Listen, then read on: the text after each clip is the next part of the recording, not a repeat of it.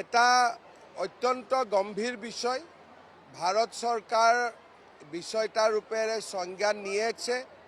আমিও आसाम सरकार, आसाम का जनता, सब लोग इसको कंडेम कर ही रहा है और हम लोग बांग्लादेश का हिंदू का साथ हमेशा खड़ा रहेगा।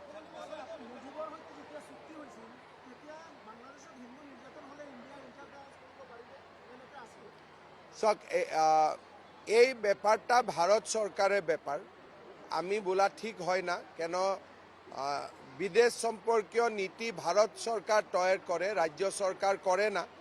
কিন্তু এটা কথা স্পষ্ট, আমি भारत सरकार के अनुरोध करबे और सब लोग मिलके ये हम लोग को सुनिश्चित करना पड़ेगा कि बांग्लादेश का हिंदू का ऊपर अत्याचार ना हो।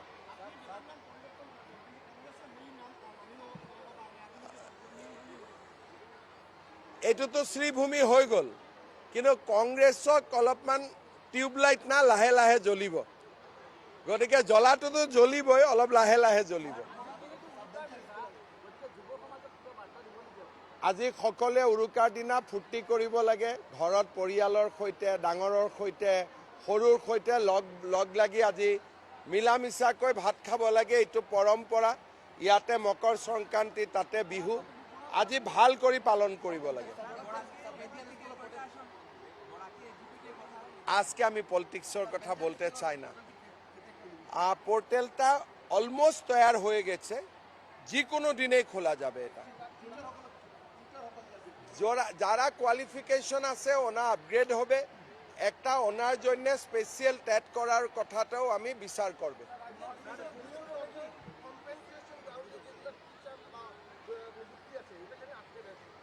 কেউ আটকে না, 1.5 লাখ লোককে নৌকরি মিল গিয়া তো কেউ আটকে না, কিন্তু অতটা কাজ একটা একটা করে করতে হবে। আমি বিষয়টা জানি না, কিন্তু সব তো কাজেই করেছে আর কাজেই করতে থাকবে। আজি নিয়ার अबाउट मोर देन 70,000।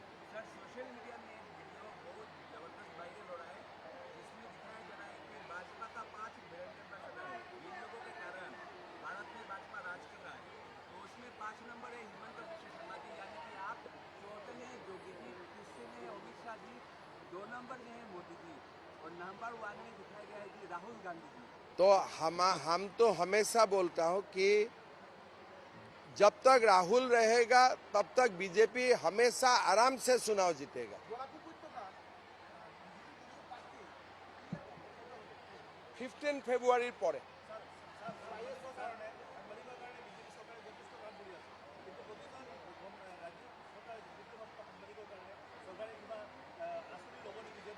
চেষ্টা কৰিলাম হবে।